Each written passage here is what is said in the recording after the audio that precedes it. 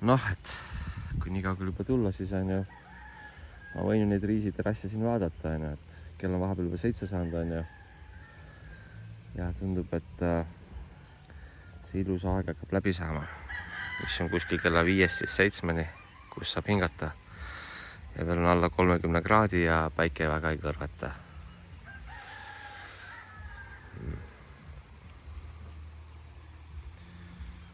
Ja kus on valgust. No, enne 5 on vähekene pime ja pimedas ei taha eriti ringi koperdada, kuna siin leidub ka skorpione ja Samara kobrasid,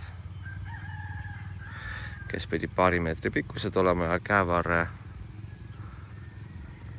jämedused, nagu mulle keegi kirjeldas, aga ega seal vahet ei ole, kui suur või väike see kobra on.